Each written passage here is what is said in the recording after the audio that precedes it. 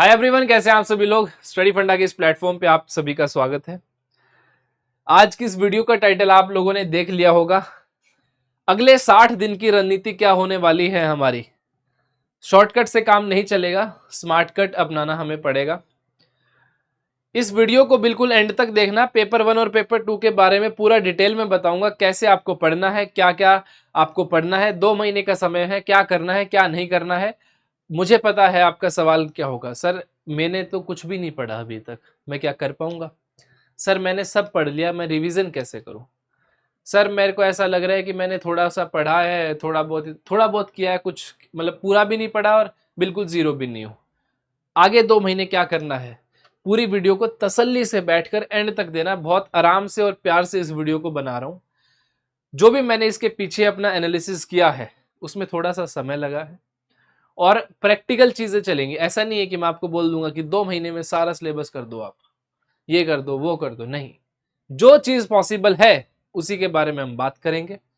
इस वीडियो को एंड तक जरूर देखना और इस वीडियो के कमेंट सेक्शन में मेरे को ये बताओ, जब मैंने 90 डेज की स्ट्रेटेजी आप लोगों को बताई थी और मैंने डे वाइज प्लान आपके साथ स्टार्ट किया था, डेली टारगेट्स मैं आप लोगों को देता हूं। आज भी मैंने मॉर्निंग में डेली 6 बजे टारगेट पोस्ट कर देता हूं टेलीग्राम पे। क्या आप उन टारगेट्स को रेगुलरली फॉलो कर रहे हो?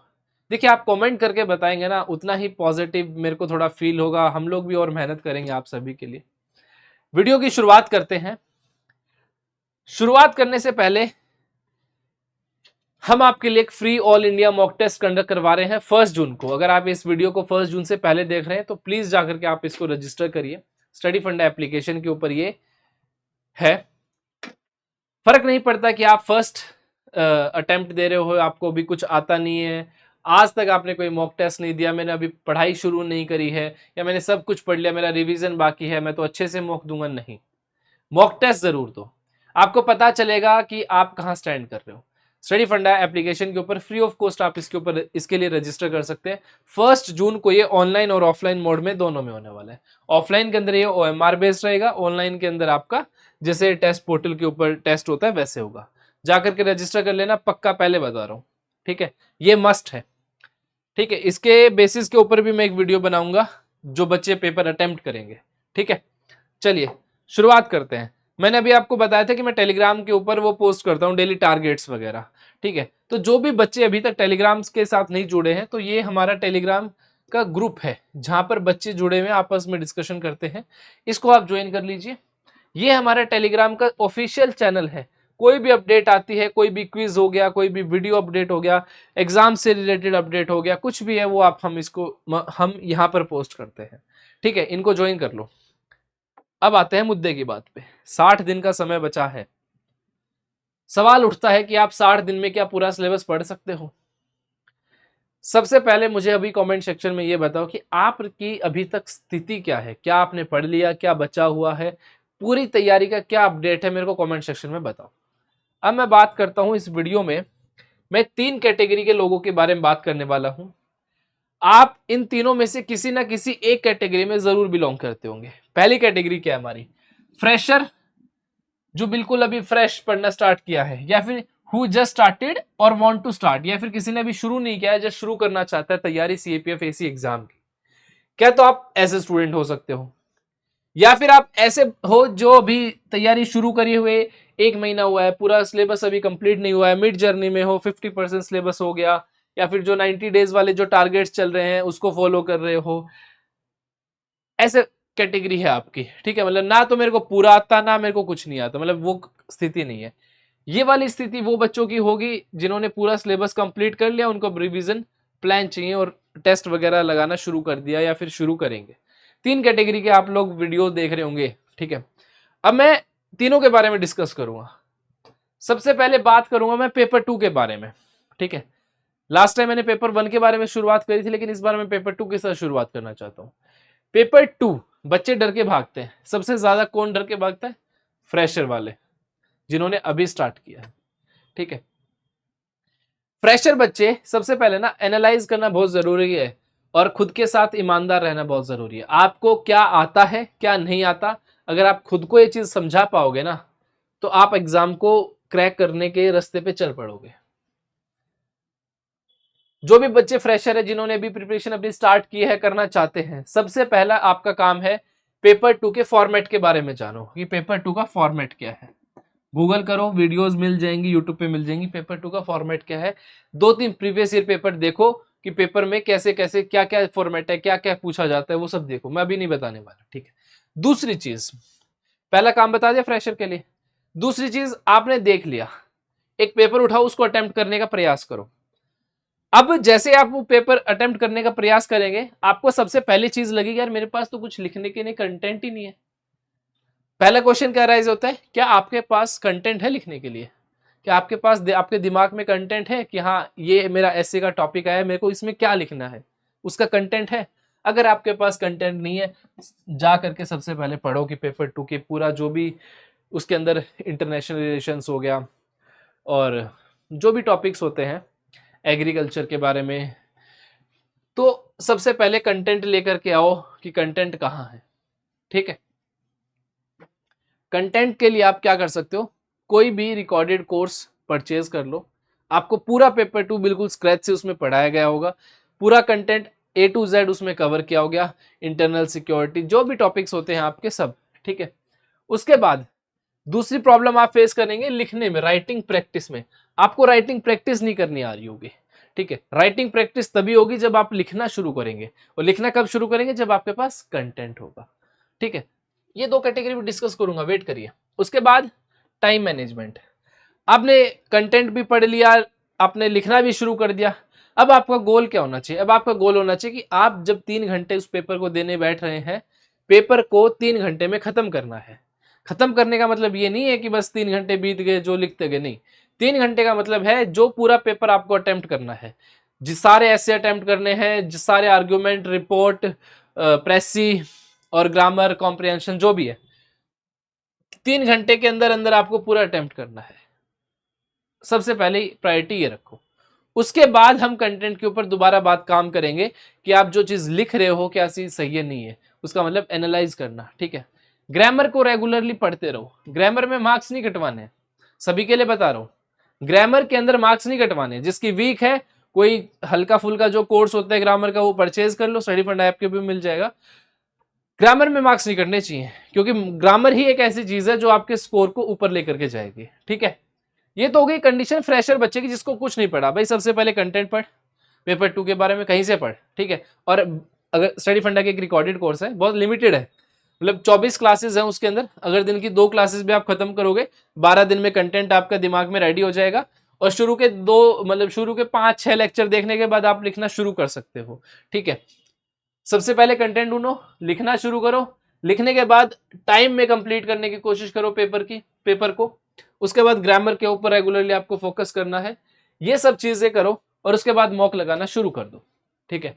आज से अगर कोई फ्रेशर बच्चा है, आज से 15 दिन बाद, 10 दिन बाद मॉक लगाना शुरू कर दो। 10 दिन बाद, आज 1 तारीख है या 31 है, जो भी तारीख, आज 8 तारीख से स्टडी फंडा के भी मॉक शुरू हो रहे हैं, 8 तारीख से या फिर उससे नेक्स्ट संडे जो भी आएगा, मॉक लगाना शुरू करो, कहीं से भी लगाओ आप, ठीक है। अगर मॉक लगाओगे ना, जल्दी आप सीख पाओगे कि हाँ हमें लिखना क्या है। उसके बाद बात करता हूं ऐसे बच्चों की जो मिड जर्नी में है। भाई सबसे पहले आप यही एनालाइज करो कि आपने कंटेंट आपको पता है, सब पढ़ लिया है तो आपने राइटिंग प्रैक्टिस शुरू कर दी, तो आपका टाइम पे पेपर कंप्लीट हो पा रहा है, नहीं हो पा रहा है तो ज्यादा से ज्यादा पेपर लिखो, कोशिश करो उसको समय पे कंप्लीट करने की। अगर पूरा पेपर ही अटेम्प्ट नहीं कर पाओगे तो ऑलरेडी आप रेस से बाहर हो जाओगे, ठीक है। उसके बाद ग्रामर का सबके लिए मैंने बता दिया, ग्रामर के ऊपर पूरा फोकस रखो। ग्रामर में मार्क्स नहीं करने चाहिए आपके, क्योंकि वो सबसे ज्यादा स्कोर आपका ऊपर लेकर के जाएगा, ठीक है। ऐसे बच्चे जो सिलेबस कंप्लीट कर चुके हैं, रिवीजन प्लान वगैरह उनको चाहिए, उनके लिए कोई रिवीजन प्लान नहीं है पेपर 2 के लिए। एक ही चीज है, ज्यादा से ज्यादा मॉक टेस्ट लगाओ, ठीक है। जितने ज्यादा मॉक टेस्ट लगाओगे इतनी परफेक्शन आपको मिलती जाएगी, ठीक है। ऐसा मत सोचो कि हमारा सिलेबस कंप्लीट होगा तब हम मॉक टेस्ट लगाना शुरू करेंगे, या फिर हम एक और रिवीजन करेंगे उसके बाद मॉक लगाएंगे, नहीं। मॉक लगाना आज से शुरू कर दो, जिन्होंने सिलेबस कर लिया या फिर उस आधा कुछ भी पढ़ना शुरू कर दिया पेपर 2 के बारे में, मॉक लगाना शुरू कर दो, कहीं से भी लगाओ, ठीक है। अब ये तो मोटा मोटी बात होगी पेपर 2 के बारे में, ठीक है। अब आपको पेपर 2 के ऊपर पूरा ध्यान देना है। मैं वीडियो के एंड में बताऊंगा कि पेपर 1 को कितना समय देना है, पेपर 2 को कितना समय देना है, वो भी वीडियो के लास्ट में आपको सब बताऊंगा। अभी आपको अपनी स्थिति के हिसाब से पता लग गया सभी का है कि भाई सबसे पहले कंटेंट तैयार करो कि आपको पढ़ना क्या है, ताकि आप उसमें लिख सको। उसके बाद लिखना शुरू करो। लिखना शुरू करने के बाद आप ये अपने आप को देखो कि आप 3 घंटे में पूरा पेपर फिनिश कर पा रहे हो, नहीं कर पा रहे हो। फिनिश कर पा रहे हो, बहुत बढ़िया। फिर आप उसकी क्वालिटी पे काम करो कि हाँ जो आपने लिखा वो सही लिखा, उसका इवेल्युएशन करवाओ। ग्रामर आपकी चलती रहनी चाहिए, ग्रामर में मार्क्स कटवाने नहीं है। अब ये बात हो गई पेपर 2 के बारे में, ठीक है। अब पेपर 2 के बच्चे कुछ पूछ रहे होंगे कि भाई थोड़ा प्रमोशन जरूरी है ना यार। पेपर 2 का रिकॉर्डेड इसके अंदर पूरा मिलेगा। पेपर 1 की एक्सपेक्टेड टॉपिक लिस्ट मिल जाएगी इस क्रैश कोर्स के अंदर। 4,000 रुपए का है, 2 महीने के लिए 2,000 रुपए पर मंथ, सॉरी 5,000 रुपए, जो भी है फीस वगैरह देख लेना यार अपनी, ठीक है। सब कुछ मिलेगा इसके अंदर, नोट्स वगैरह, XYZ क्योंकि इन्फो वगैरह वगैरह सब मिलेगा, ठीक है। देख लेना। उसके बाद सबसे मेन, अगर आपने प्रैक्टिस स्टार्ट करनी है तो Sankalp test series, one of the best test series. बहुत मेहनत लग रही है इस टेस्ट सीरीज के ऊपर। 8 जून से आपके टेस्ट शुरू होने जा रहे हैं, पेपर 1 और पेपर 2 के। जाकर के आप इसमें इनरोल कर सकते हो। फीस वगैरह ऑनलाइन ऑफलाइन दोनों मोड है, देख लेना। अब बात करता हूं मैं पेपर 1 के बारे में। पेपर 1 के बारे में बात करने से पहले हम थोड़ा पेपर को समझते हैं। जैसे कि मैंने लास्ट वीडियो में भी आपको बताया था कि किसी भी चीज की तैयारी शुरू करने से पहले थोड़ा सा स्मार्ट तरीके से सोचो, ठीक है। पेपर 1 आपके 125 क्वेश्चन आपके आते हैं, 250 नंबर का आपका पेपर होता है। नेगेटिव और पॉजिटिव मार्किंग है कि +2 करेक्ट, -0.66 आपका इनकरेक्ट के लिए, ठीक है। पिछले कुछ वर्षों का जो सेफ स्कोर हम मान के चल सकते हैं वो 130 से 140, जो कि मैं थोड़ा सा ज्यादा लेकर के चल रहा हूँ। 120 115 पे भी आपके सिलेक्शंस होते हैं, मैं 130 मान के चल रहा हूँ कि 130 स्कोर 140 स्कोर हमें चाहिए होगा। 130 और 140 के हिसाब से हमें कितने क्वेश्चंस ठीक करने पड़ेंगे? 65 टू 70 क्वेश्चंस हमें बिल्कुल ठीक करने पड़ेंगे, तब जाकर के हमारे 130 से 140 मार्क्स आएंगे। अब ये 60 और 70 क्वेश्चन, सॉरी 65 और 70 क्वेश्चन कौन से ठीक करने हैं, इसकी हमें थोड़ी सी प्लानिंग बनानी पड़ेगी। अगर आज से 3 महीने पहले, मतलब 1 महीने पहले 90 दिन की जब रणनीति मैंने आपको बताई थी, उसमें मैंने बोला था कि अभी के लिए आप ये मत सोचो कि आप ये चीज छोड़ेंगे, क्योंकि आप इजीली कवर कर सकते हो। और जो बच्चे 90 दिन वाली जो स्ट्रेटेजी है उसको फॉलो कर रहे थे, डेली टारगेट्स फॉलो कर रहे थे, आप यकीन मानिए 2 सब्जेक्ट वो खत्म कर चुके हैं। साइंस कंप्लीट कर चुके, पॉलिटी कंप्लीट कर चुके, उनकी हिस्ट्री शुरू हो चुकी है। हिस्ट्री के आई थिंक आज 8 या 9 थीम्स कंप्लीट हो चुकी है उनकी। ज्योग्राफी शुरू हो चुकी है, फिजिकल ज्योग्राफी के साथ शुरुआत कर दी है। अब एक चीज देखिए, 1 महीने के अंदर अंदर वो आपसे कितना आगे निकल चुके हैं। साइंस उनका कंप्लीट, पॉलिटी उनका कंप्लीट। आगे बताऊंगा, देखो हाँ आ ही गया ये शायद, है ना। हाँ, अब ये देखो साइंस में कितने क्वेश्चन आ रहे हैं, 25 से 30 क्वेश्चन आ रहे हैं, उन्होंने अपना साइंस कंप्लीट कर लिया है। पॉलिटी में कितने क्वेश्चन आ रहे हैं, 15 से 20 क्वेश्चन आ रहे हैं। ज्योग्राफी उन्होंने शुरू कर दिया, हिस्ट्री उन्होंने शुरू कर दिया। With in next 20 days geography भी कंप्लीट मिलेगी, हिस्ट्री भी कंप्लीट मिलेगी। बचे हुए छोटे टॉपिक्स, इकोनॉमिक्स, मैथ्स, रीजनिंग, जो हमेशा मैंने कहा है साथ साथ चलता रहना चाहिए, इसके लिए कोई प्लानिंग नहीं है भाई। डेली का 1 घंटा मैथ्स रीजनिंग को दो, और कुछ नहीं, ठीक है। उनके करंट अफेयर्स वगैरह, तो आप देखिए उन्होंने 2 टॉपिक्स कंप्लीट कर लिए। बट अब हमारे पास समय थोड़ा कम है, 60 दिन का हमारे पास समय बचा हुआ है। 60 दिन में हमें क्या करना है वो मैं बताता हूं। सारा सिलेबस नहीं हो पाएगा, सीधा और सिंपल स्पष्ट शब्दों में बोल रहा हूं, सारा का सारा सिलेबस नहीं हो पाएगा।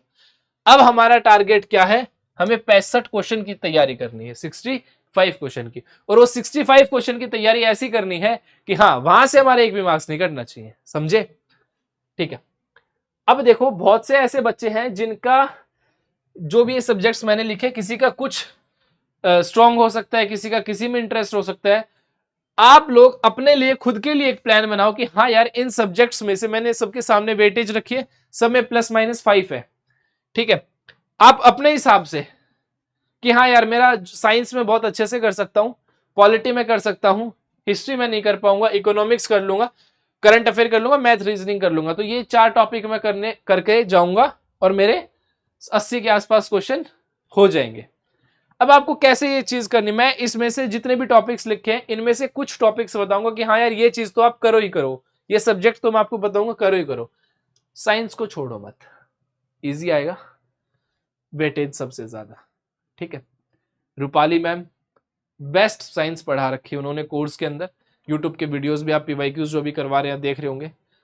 अप्रोक्सीमेटली जहां तक मेरा आइडिया है 40 आवर्स के अंदर या 45 आवर्स के अंदर उन्होंने पूरा कोर्स कंप्लीट किया। पूरा कोर्स 40 आवर्स में उन्होंने कंप्लीट किया है CAPF के लिए, ठीक है।